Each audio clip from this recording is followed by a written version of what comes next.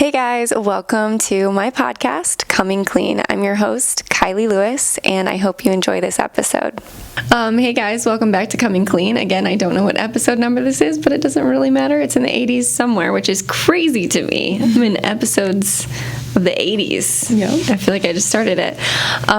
Today I have a guest with me, Danielle Burbach, and this is really last minute for us both. I just had a feeling 2 days ago that I wanted you to come on and talk with you, and I genuinely don't know a lot about you. So this is going to be just us kind of having a conversation about you and your life and your journey. And as we talked about yesterday through Facebook messages, it's never done. Yeah. And I'm in it too. Like, I'm very much in it. I actually just recorded before you got here a podcast with my boyfriend.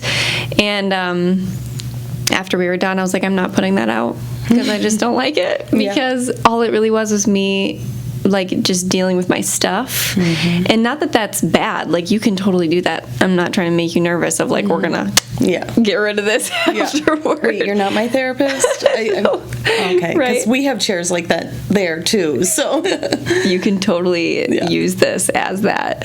But I might also too, I guess is what I'm saying. Yeah, so thank you for doing this last minute. Even though you kind of felt hesitant at first, you dove in and you were like, I've just got to do it, right? And not like, so let's just start there. Like, how did you feel? What were some of those thoughts that came up when you were like, well, before I do this, let me do this, and this. Yeah. What did that feel like? Well, I'm at a point in my journey where I know that things happen for a reason, period. Like, so when you ask me, it's a yes.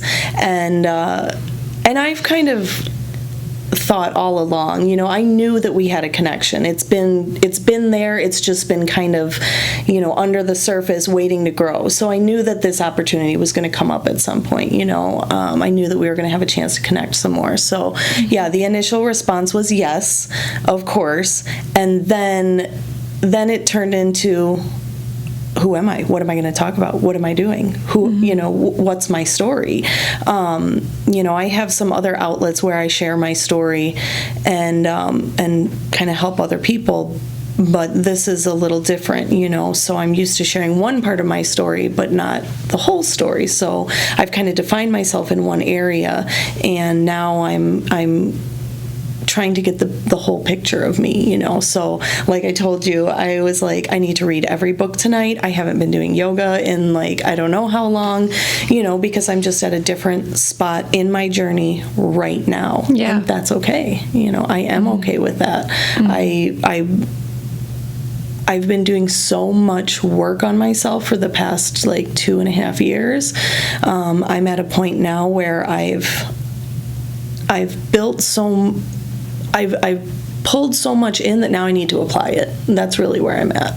So now it's like, okay, let's dig in. I'm not filling myself with information as much right now as I was in the beginning where, we talked about in the Strong Mind workshop, like you listening to podcasts like 10 hours a day. Yep. Yeah. And I've been there. And I was doing that, going to bed listening to hypnosis videos and constantly reading and writing and listening and watching documentaries and stuff. And right now I'm at a point where I'm kind of slowing down on that a little bit and just trying to apply the stuff I've learned. So that's really interesting too, because I'm not really sure where I'm at, but I feel like I'm trying to revisit the part that you just talked about, because I filled up so much like 5 years ago, like endless podcasts, endless documentaries, endless books, and then I went and I applied it to my life and other people's lives and hosted women's retreats and painting classes and workshops.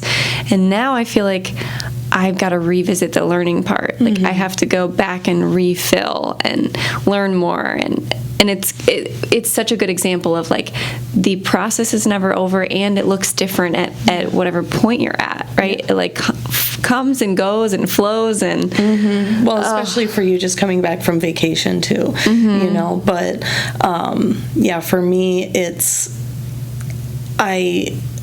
I'm a perfectionist, and so that's been part of my journey, is letting that go. Not beating myself up for not doing things exactly as I think I'm supposed to be doing them, and giving myself a break.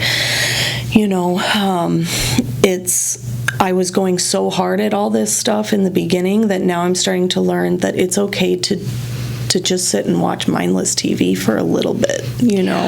My attention span is not great. I can watch maybe one show and then I'm like, is it time to read yet? Because it's what I enjoy more. But I'm learning that sometimes it's just a little bit overwhelming. So, I had to kind of just it's okay. It's okay that you're not constantly working right now. And really for me, it's, I started working more, getting paid, at my job. To your job. Going to a job more. And the summer, it's just a new season, and I'm just trying to welcome it in. I have a summer job and then, working at the restaurant. And so trying to balance that with some downtime and just trying to get all that balance in, so. Yeah. So let's then, I'm just curious to piece it all together, because I only see you now, and we met in the last 3 years? Yeah. 2-3 years of me being at the restaurant hosting classes, and then you would kind of pop in and say hi, and then we'd have 5-minute conversations. It was just enough though to get a taste of who you are. Sure. I know you've been through a journey of coming clean of a lot of things, and that's where instantly I could relate to you, and I could feel the changes that you've gone through, and I could feel the light that is coming through. So I'm like, this girl has done some work, and it's not been easy for you. So I don't know where your story starts. If it's way back, if you want to take us way back, go for it. You can. You don't have to. But maybe even just starting with your breaking point. That's what I'm really curious about. Because I think we're all attached to things that don't serve us. I think we're all doing things, and that's on a spectrum, right? Of whether that's drugs, alcohol, gossip, texting and driving, excessive shopping, excessive makeup, negativity, all the stuff, right? Self-destruction. And you won't stop doing those things till you hit a breaking point. And sometimes you let go of all of them at once. Sometimes it's a trickling thing that's your own. It's different for everyone. So how and why and what happened for you to come clean? Well, I love the way you described that. And I think for me there was definitely a moment, but then it's been a trickling of letting things go. Right now I'm at the point of working on the clothes and makeup thing and the shopping thing. So, and I'm that's okay. It's not as bad as it was, So the breaking point was 2.5 years ago. And I had another little breaking point before that. But about 2.5 years ago, I had been in a relationship for about 3 years, and I was working at a different restaurant. I was drinking and doing a lot of drugs, to be honest. That was my life. It was constant escape. I would go to work, and then I'd use, and that was it. And I'd spend time. I was in this relationship, and we partied a lot together, and we had decided that alcohol was the problem, and so we're going to stop doing that. So we both stopped drinking, but I continued to do other things. I continued to use more recreational drugs, as well as getting into some deeper stuff, and that's where I really started to go into a much darker place. I was all by myself in my room, hiding, not wanting to be around anybody. Lost my relationships with my family and my friends a little bit because I was isolating so much, and just not wanting anyone to really know my truth because I was very ashamed. And in this relationship, it was falling apart. He had stopped everything, and I hadn't, and so I had to keep hiding that. So it just kind of came to a breaking point where he had confronted me about it a couple times, and I was just like, oh, it's no big deal. I've got this under control. And I know that's now I know that, it's just denial, like thinking that I've got my life under control, which shedding that control is a whole nother thing, so that's a process. But so yeah, it was like this pivotal moment of like getting out of the shower and just breaking down and crying, and him screaming at me, and through that breakup, then I ended up losing my job. I was back at Hobby Lobby, which I don't know if you knew that, but I worked in custom picture framing there, and I loved that job. I loved it, and I lost it. And I've always been self-sufficient. For the past 10 years, I've lived in Rockford. I've lived in my own place. I've taken care of all my own bills. And so I was at that point where I was like, I don't know what to do. I don't want to go around my friends. I don't have the relationship. The job, I had actually just started at Giovanni's like a week before I lost the job. And I was just going to work like one day a week, And so I was just like, I don't know what to do. And for me, a lot of my journey really was based in 12-step recovery. So I had started in one program and was kind of like, it's not really for me. There's it's a cult, and that's kind of how I thought about it. And but I needed a safe place to go. I needed somewhere where I could go and be around people that wanted to make their lives better, because I wasn't finding those people around me. The environments I was in, working in a restaurant, it's pretty unhealthy, as you know. And that's really all I did, was I was in the restaurant, and then I'd leave one restaurant and go to a bar, and that was my life. So I needed to be around people that were working on themselves. And so that was really like my safe point. So, for me, the coming clean is legit getting clean, taking all that stuff out of my system and clearing my mind enough to, start to become okay with myself, So that's where it started. Mm-hmm. Yeah, I can relate to so many things that you shared, and I'm curious, and again, like I only just feel like called to ask you this because I feel like it has to be talked about, and you don't have to go into detail, but for me and for anyone else I've talked to one-on-one, like addiction and diving into those things, there are symptoms, right, of a different problem. Yep. And that problem can look like so many different things for different people, like that age of even like late teens, early 20s, and when you're in a relationship, and almost always we find ourselves in a toxic relationship of some kind because we just don't know how to be an adult or be in a healthy relationship because we're so young. And so maybe some of that for me, and I'd love to hear from you, but like that time for me was like, I don't know what my purpose is. I'm working in a bar. I don't know the bigger picture. I can't see further than now. I don't know who I am, all that confusion. Yeah. And then I think a lot of it also was built up guilt and shame from my childhood. And so what led you to seek these things? Yeah. Well, now that I've done some of the work, I can actually take a look at it. I had some stuff happen when I was young. I was 13 and I had gotten into a relationship with a guy that was like 4 years older than me. And he was a bad boy. And there's a whole nother digging in that I have to do to try and figure out what it was before I was 13 that felt like I needed a man to validate me. But all I wanted was his love. And it was a very toxic relationship. Emotionally abusive, sexual assault issues and things like that. So it was tough. And but being so young, I didn't know any better. And I didn't know, bless his heart at this point, but he was suicidal all the time. And at that age, I didn't know anything about that stuff. I didn't know that people needed help for that stuff. I just thought, well, he's older than me. He knows what he's doing. Like, I'm supposed to just follow along. And I just want his love. And so it was a lot of, a lot of those feelings started to creep in where I started to doubt myself, where I did not believe, I didn't trust myself to make any decisions, because sometimes when I did, I would get the backlash from him.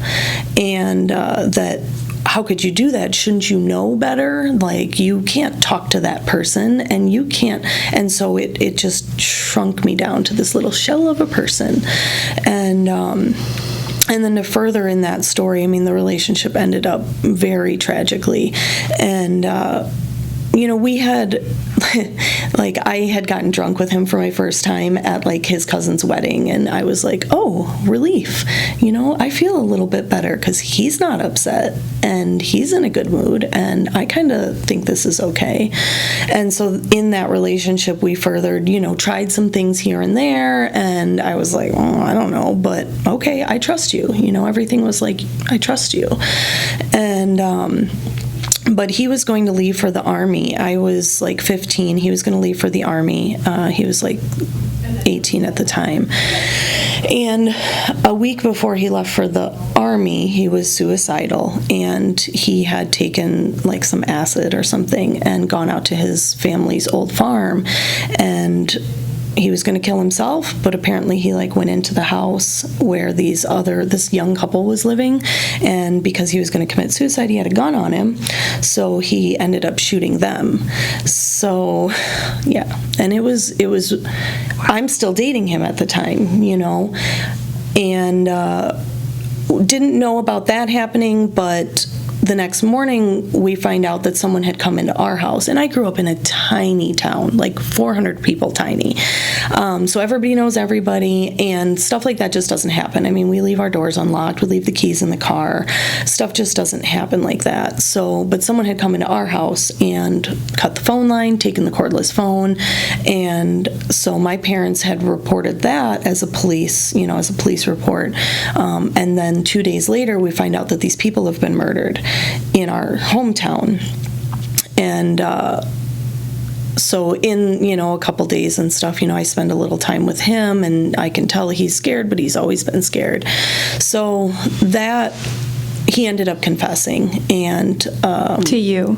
No, to the cops. So he ended up confessing to the cops. And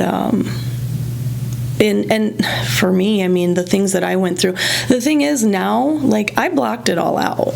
I blocked all that out for 20 years. I blocked it out. I'm 35 now. So I've only been working on this stuff for 2 years and actually talking about it, because I remember I had to go testify against him in court. And, I'm 15, sitting in front of a district's attorney, like, sharing my entire relationship in front of my parents with some strangers about the abuse, about, the emotional, the verbal, the physical, all that stuff. And it was traumatizing. I didn't know what trauma was either. So I remember leaving court and saying, I remember feeling like my mom asked me, "Are you okay?" And I remember shutting down. And from then until 2.5 years ago, I shut down. And so that's where, the relationships came in, the shopping came in, the credit cards came in, the drugs came in, the booze came in. Everything came in to cover up how I felt. And just to keep running, really. I didn't want to look at any of that stuff. I felt like other people go through worse things. I remember thinking, other people go through worse things, so it shouldn't be that bad. I should be able to handle this. Mm-hmm. But now, with all my understanding of trauma and stuff, I mean, the littlest things can harm us as kids, the boy on the playground that teases you or something, it causes trauma. It's just we're not able to deal with it at the time. So now, I've had to dig back into that and, yeah, really take a look at some of that stuff. So. Wow. Gosh, when I say I didn't know much about you, I didn't know any of that. Yeah. I don't talk about it a lot. Yeah. I'm finding my resources to do that, though, Mm-hmm. Counseling, of course, and I still use the 12-step recovery program, and finding like-minded people that understand, being able to go to your workshop and one of the things now that I know is important to me is I go and speak at one of the treatment centers here in Rockford once a month, and I specifically go into a women's unit, and it's generally young women. And one of the big things that I want them to know is, like, you don't have to keep doing this. You don't have to keep running. There are answers out there, And I had gone to a therapist when I was young, my parents, and praise them for knowing that that was the right thing to do. I just talked to my mom about this the other day, and she said, I said, I don't know if I got anything from that, but I know you did the right thing. And she's like, well, the only thing I know is that maybe that little bit helped you from not being on the streets, selling my body, the real extremes that addiction takes you to. Maybe that was the little bit that helped. Maybe that's what stopped me from going that far and wanting to get help sooner. So, yeah. Gosh. It's wild to me how long we can suppress something for, because sadly, how well things like drugs, certain types of drugs and alcohol and all the other activities, we're so adaptable as humans that you could literally go for 15 plus years holding something in that is so painful and so traumatic, but you can just numb it just enough to keep going to work and keep showing up for your life. And maybe some people didn't even have a clue that anything was wrong. Oh, yeah. Right? I mean, I didn't really even know. Right. I didn't know until I was through my 4th long-term relationship where I thought it should work out and it fell apart again, because the patterns, I created these patterns where, being in such a controlling relationship, after that happened, I had these ideas in my head of certain things that I was never going to let happen again, so then I started controlling everything, controlling my relationships, controlling my schooling. I went off to college. I did awesome in high school. I was in POM and band and student council and over a 4.0 GPA, but that's, again, that's something I got to dig deeper into that happened before this relationship. I know that that's where the trauma is, but digging all the way back into the overachiever part and who am I trying to impress, that's something that I still haven't discovered yet, and I know I will, because it's a journey. And I know that I have to keep digging to get. My mom again said something really cool the other day where she said, we have these scabs over these things and these issues that happen in our life. We have these scabs, but there's infection underneath. And so it's like, well, I don't want to peel the scab off because it's not bleeding right now. It's okay.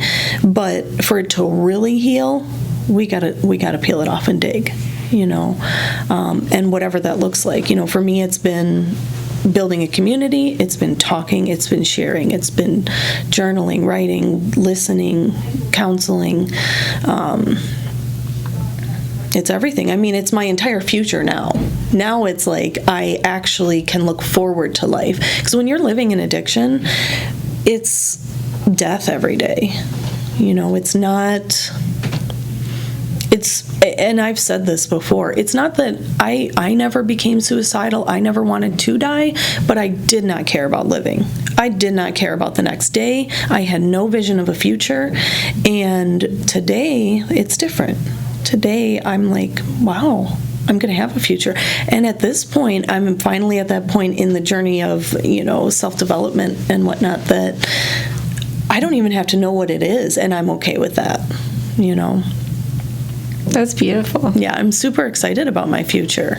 Yeah. Just to know I'm where I'm at right now is surrendering a lot, trusting the process, letting go, and believing that, we hate that, like, everything happens for a reason, but sometimes I just have to stop questioning everything.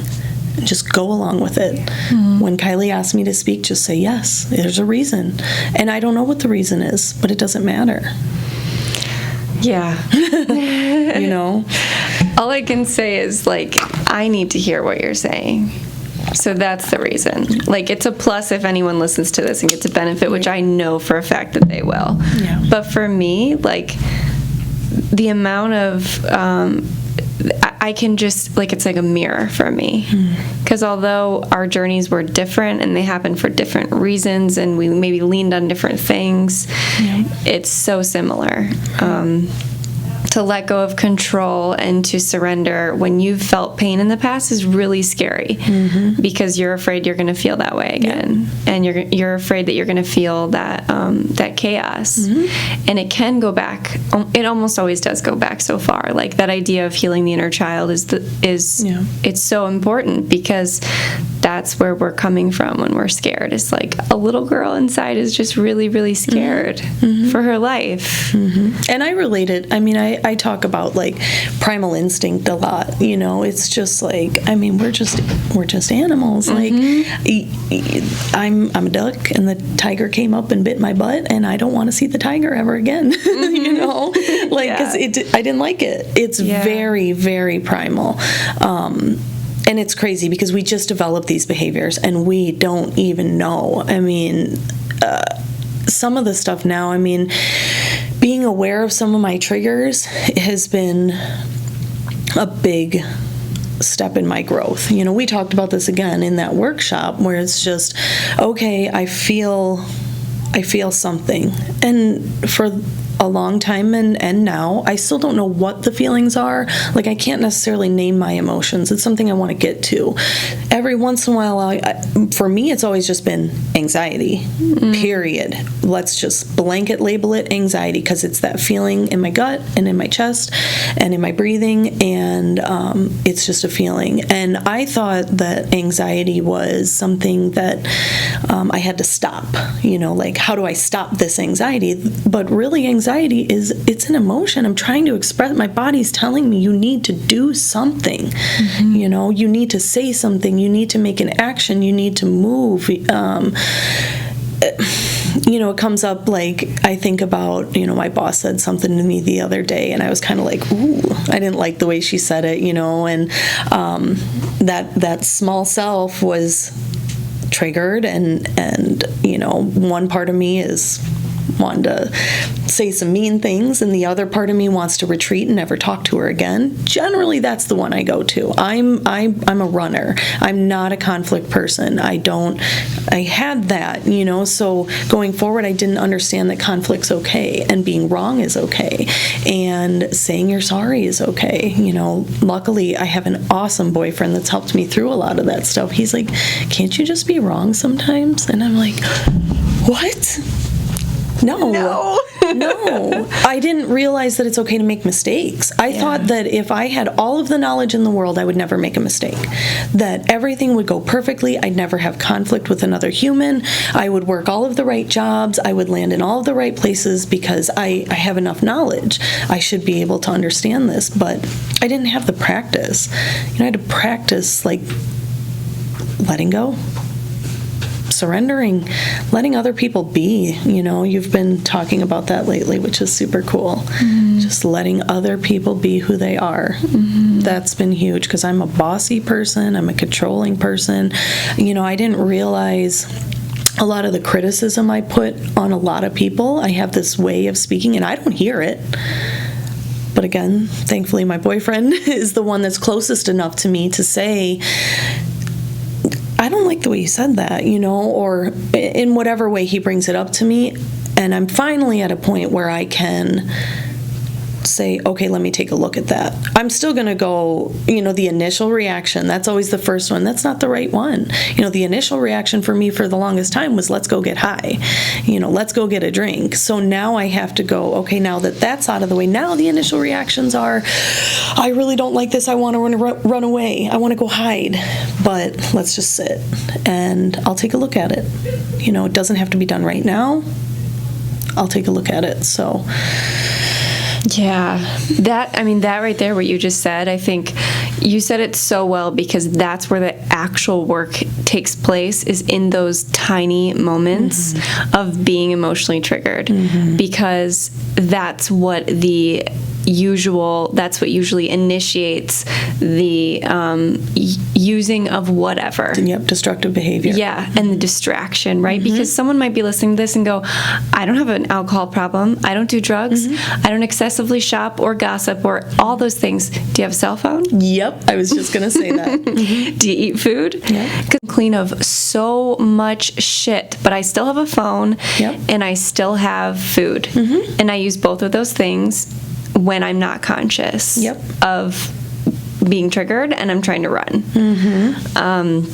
And all you can do is try to get better at it over and over and over and over again. And if you can be lucky enough, or maybe, you earned your partner, and I think I earned my partner too, when you have that person that's there, that's like, why are you running right now? Like, why are you doing that? Like, just sit with me, or face yourself, or stop being so defensive, or can you just be wrong for once? Like, that is such a gift, because that's the moment where we can go, wake up a little bit, and then your consciousness is raising higher and higher and higher. Yeah, and even in the the community I'm in, I finally have people around me that are also working on getting better. So those people, the ones that I get close to, are the ones that can say, hey, do you really think that's the best way? You should do this, and they see me before I see myself. I use an app. I talk with my best friend in Chicago every day, and we use this app where we video chat each other. But Marco Polo? Yes, of course. So, but what's really crazy is when I go back and watch my own videos and try and view myself in third person, and I'm like, what would I think of myself? Because in my head, I still think I'm a piece of shit. I still think I'm worthless. I still think that, I have no value. And when I hear myself talk about the things that I'm doing and how I'm handling things, I'm like, you kind of got it together. That's pretty cool. I had this experience yesterday. I'm driving home from work, and I'm just driving. I actually had the phone up on the phone mount, and I'm talking to my friend, but I'm driving, and all of a sudden, my perception is this guy on a bike comes up next to me, starts screaming at me in my window, kicks my window, pushes my rearview mirror in on the side, keeps screaming, pulls in front of me. So apparently I had cut him off. Now, my perception of the situation was, I saw him in the far lane, I was in this lane, I moved into this lane, I turned my blinker on, I knew he was over there. I think what may have happened is he came into this lane as well, and so that's where the conflict came up. But he just kept screaming. I mean, slammed on his brakes, cussing at me, flipping me off. I mean, it was very dramatic. And I just sat there and I just stared at him, and I was thinking, so after all this happens, his girlfriend's on a bike, she flips me off, he's calling me all these names and stuff, and after I get home and I'm kind of processing it, I'm like, okay, so should I have confronted him? Because that's kind of disrespectful, or should I have said I'm sorry? And I thought about all that, and I was like, no, because none of that stuff would have mattered. It doesn't matter what he's going through, and he can deal with his stuff. He can go home and think about the way he overreacted, or his girlfriend can say hey babe, you were a little crazy back there, or his friend that was on the bike next to him, And I was just I was so calm through the whole thing.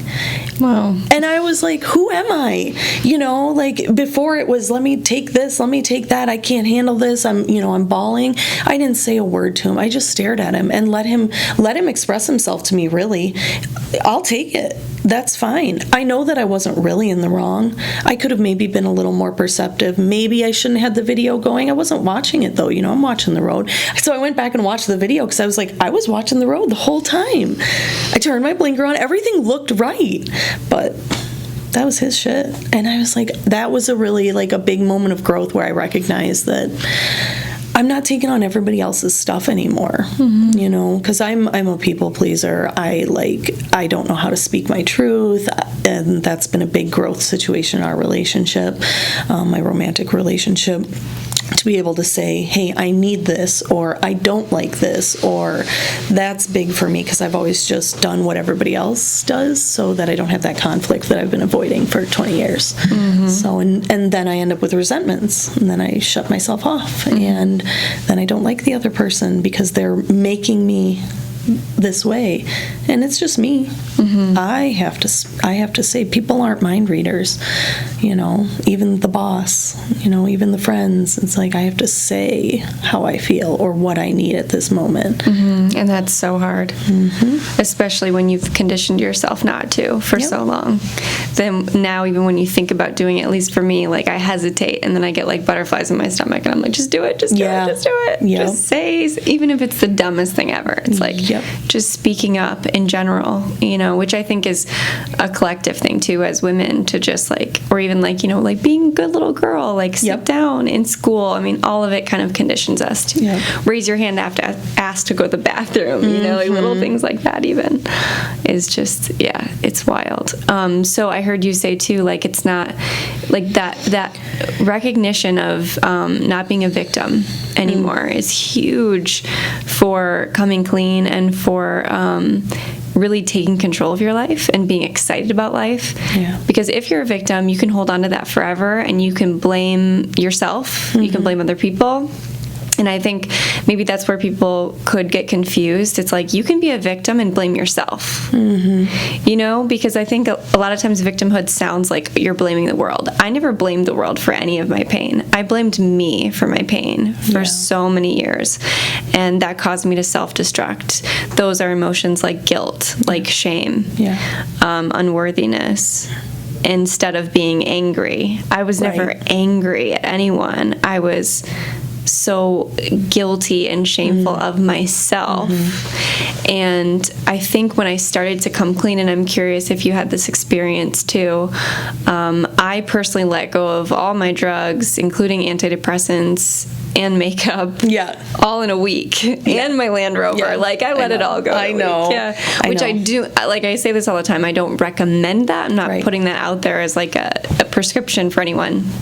But when I went through that phase of withdrawals from not only physiologically from the drugs, but more so from like, a baby having like their pacifier ripped away.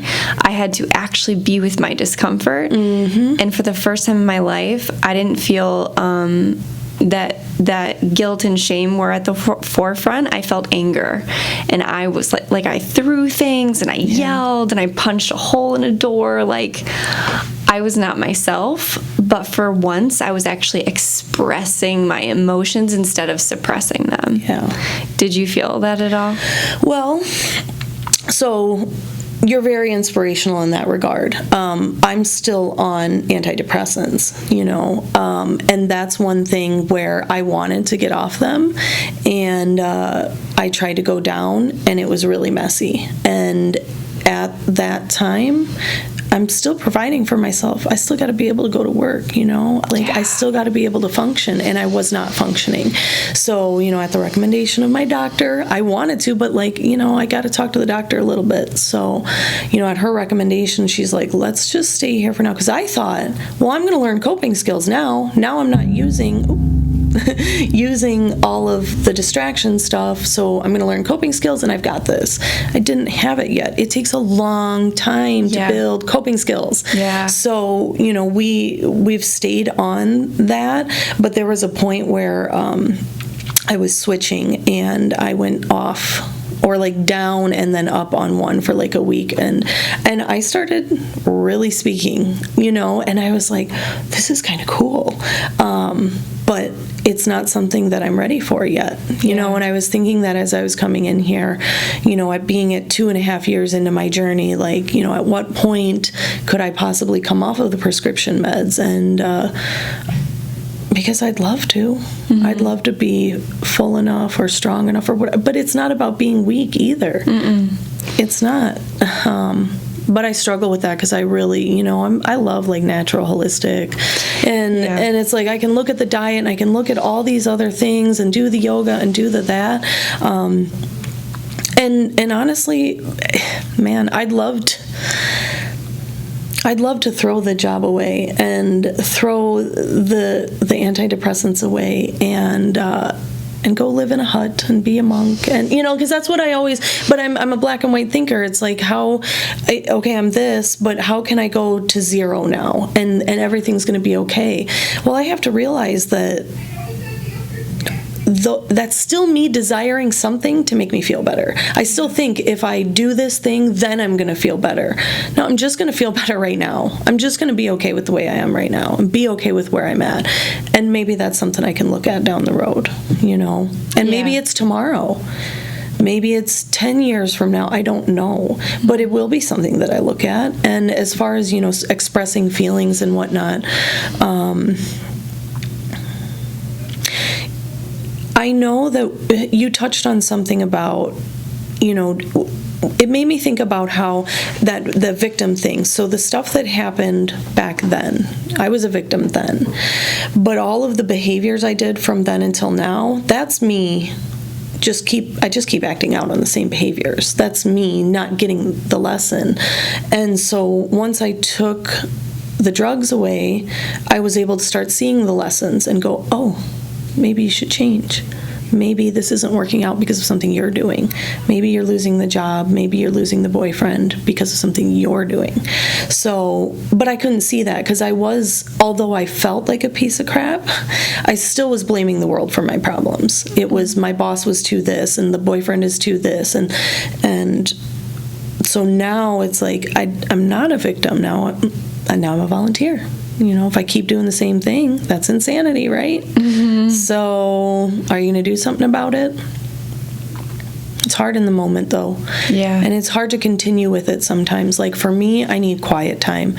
And my boyfriend doesn't quite understand it, so we go back and forth on it a lot. But I'm an empath. I'm a very sensitive person. I'm very intuitive. So when I get too much energy from the world, I have to sit and be quiet. And sometimes that quiet is putting some information in, but a lot of times it's like I just need to be quiet. Nothingness. So that I can process. And I think I'm really good at school and book smart, but my process is slow. To feel feelings, to figure things out, it's slow. Because I'm so sensitive. It's like I have to kind of let a little bit out. I'm a sponge. I have to let a little bit out at a time to understand, even that situation with the guy on the bike yesterday. It's like, okay, the initial adrenaline is there and we're going to let that go. Okay, now we're going to let a little bit more go. Now I have to process, the action, did I do something right? Did I do something wrong? If something like that happens again, how am I going to handle it? Yeah, I'm a sensitive girl. Yeah, I can relate to that so much, and the needing the alone time and the solitude, definitely. And I think that when I don't give that to myself is when I can notice that I become more emotionally triggered. And I know it's my own doing. I could have mitigated that if I just carved out the time to go sit by myself and just be. It's hard. A lot of people don't understand that because we live in such an extroverted world, where it's work 60 hours a week and go charge ahead and make the money and do all that when you're like, but I'm not like that. And so it's nice to find, our community of people that are working on that stuff where it's like, no, it's okay. But trying to get other people to understand that, I just need to step away for 5 minutes. Yeah. And they're like, for what? I remember working in the restaurant, the only way you could get a break is if you smoked. So I started smoking because I wanted a break, Wow. Right? Yeah. Because you don't get breaks in that environment. Yeah. I've been in such a high-paced environment for such a long time, and it's hard to explain to people, no, I just need 5 minutes. I need 15 minutes. I need 8 hours. Right. I did do that when I first decided to, come clean. I took the demotion at work. I had been managing for the past 8 years, and I was like, I just want a job.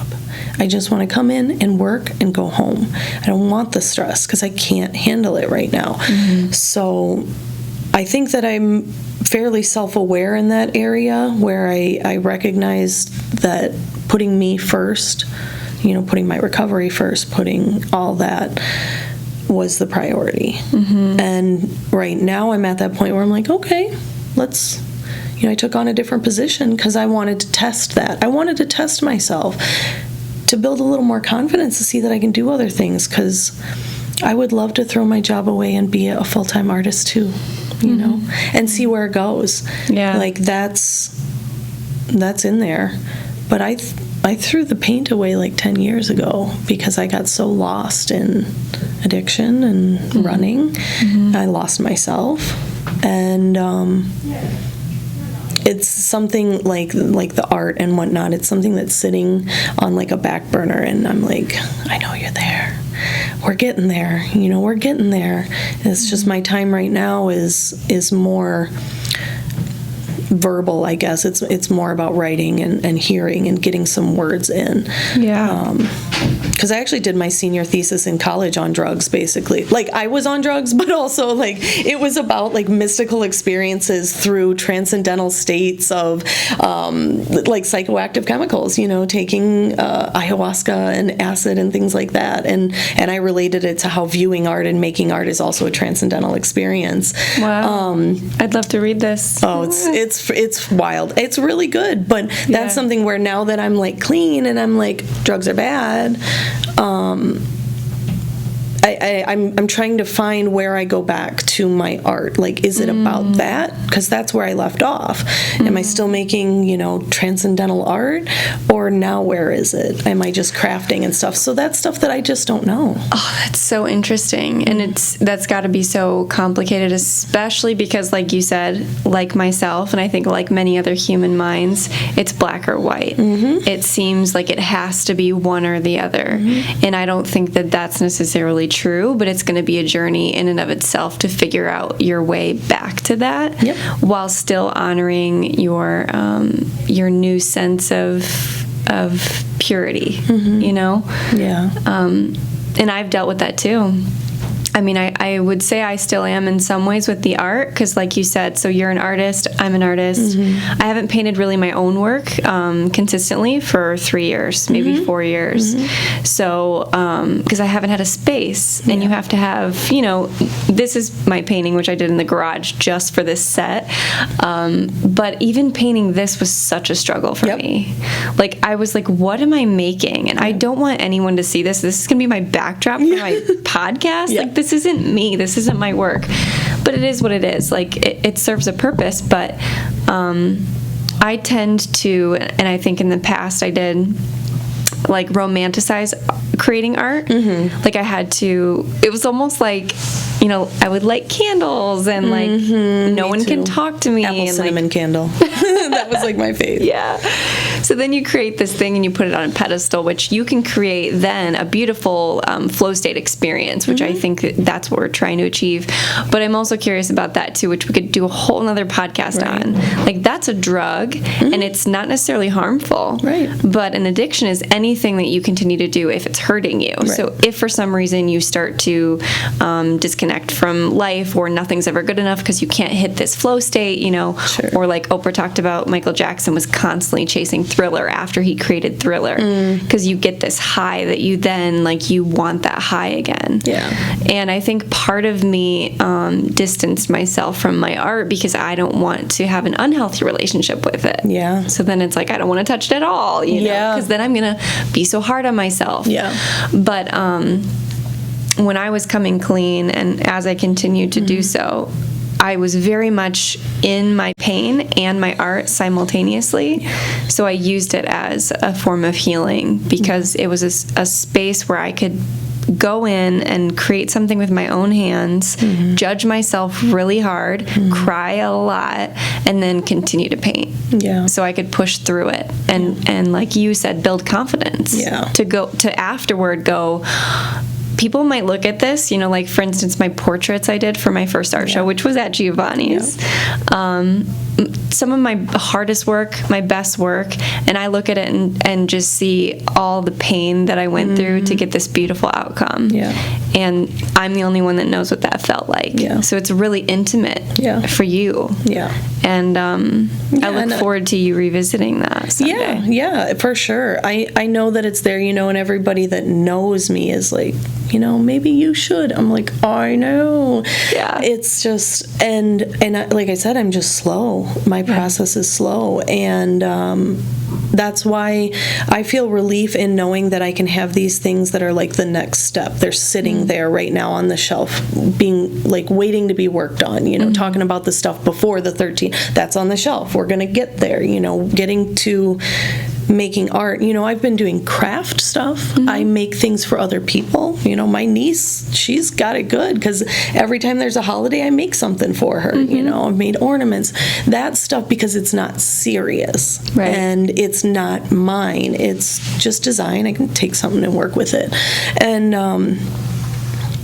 but when I look at my art, the paintings, they're 12 years old, 15 years old at this point, and people are like, they're amazing. But to me, I see, again, I have that struggle with the fact that it was about drugs, and I don't do drugs anymore. I was way into like 60s, psychedelic art and all that kind of stuff, optical art, eidetic imagery where your eyes just vibrate and stuff, and that's what I was all into. And now I'm like, scared what of is it that? almost. Yeah. So, and I don't know where to go.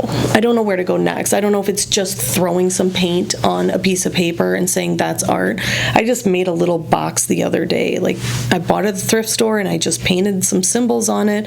And my boyfriend was like, that is so cool. And I was like, it's lame. And he's like, of course I know. I'm pretty sure you've had that discussion, actually. Yeah. And I was like, okay. And he's like, okay, fine, it's lame, throw it in the garbage. And I was like, well, no, it has value, And of course I had to tell him, like, thank you so much, because I need that. I'm going to continue to need that, because these simple things, we don't realize that we have skills in areas that other people don't have, and that's where, like, we'll have that talk about purpose and journey and, where we're supposed to go. But I just think, oh, well, can't everybody do this? Like, I just bought a thing at a thrift store and used a paint marker and decorated it. They're like, no, not everybody can do that. Yeah. Like, oh, okay, that's a skill of mine, because I just don't recognize it in myself, And that's where it becomes the best vehicle for building self-confidence and for allowing yourself to receive that compliment from your boyfriend. Like, that is something that we all struggle with so much, is to just receive compliments, receive praise, receive love. It's so hard to receive love. Yes. So hard. I hear you. And that's, that's been a big part of, people say you're pretty, right? And you're like, oh, whatever, I didn't shower today. It's always that dismissal thing. And I've talked with some of my friends about this too. I had to stop saying that stuff. Like, even if I didn't believe it, whatever I thought, I had to stop rebuttaling. If he says you're pretty, okay. Thank you. Thanks. He says, there was a period where he gave me a hard time, because he said, because sometimes I don't say I love you back, because he'll say it and I'm just trying to hold it. I'm just trying to feel it, So he'll say it and it's one of those, like, genuine, not just like, I love you, bye. Like, he's like, I love you. And I forget to say it back, because I'm so in that moment of just trying to, like, hold it and, like, feel what that means, because I didn't do that in the past. I don't know. But trying to hear when people say things like, you're talented or you're good at that, and build that little bit of confidence, like, I am good at this. One of my coworkers the other day said, yeah, you're very organizational. I'm like, I am. Okay. Thank you. Put it on the list. Yeah. Because it's like we have to have this resume in our head, not of job skills, but just of, like, things, assets, I guess. Yeah. Sensitive person, that's a good thing. Thoughtful, that's a good thing. Yeah, reasons that we are good enough. Yeah, that's huge. And I love, Yeah, that dismissal is huge. I've talked about that a lot. And just swapping out, like, I'm sorry for thank you. Like, Yep. I'm sorry I'm late. It's like, no, just, first of all, try to be on time, right? Like, that's something that I was always late to everything because I was worried about being late to everything. So maybe late to everything. But when you show up, then you can say, thank you so much for waiting. Yep. It's just, you're giving a gift to someone then instead of, like, placing this, like, weird, like, guilt and shame of, like, Yeah. I'm so sorry. Yeah, because sorry usually doesn't mean anything. It's the action, you know. I learned that in the restaurant a long time ago, what you're just talking about. My boss, mad props to her. She's got some real nuggets of wisdom, but one of her things was, like, you know, if their food's taking a long time, when you bring it out, you say, I appreciate your patience, not I'm sorry. And it just creates a whole different atmosphere. Like, thanks for waiting. And that's it. Because otherwise you put this whole, like, we did something wrong. And what you're saying, I'm sorry for being late. I did something wrong. It's like, no, I didn't prioritize it.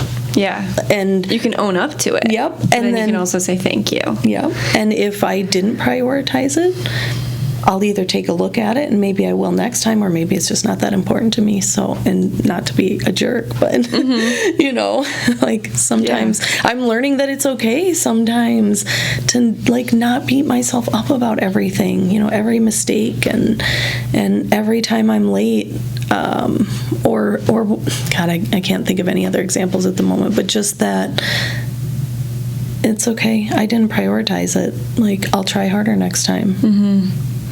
If it's important to me. Right. You know? Yeah. It's crazy. As we wrap up, I just, I could talk to you forever. So I'm glad anyone listening, this is literally our first time ever having longer than a 5-minute conversation because we just haven't had the opportunity. Yeah. So I've just appreciated it so much, truly, like wholeheartedly. I needed this conversation. Yeah. And is there anything else that if someone's listening, say that they're going through something or they're waiting to make that decision to come clean or to make a change, what would you say to them? Trust the process. You know, I don't know. We don't believe in ourselves, and I think that's a lack of faith. And I think that when we stop trying to control everybody around us and just trust that everything's going to be okay, it really is okay. That's like surrender, let go, because it's all going to be okay.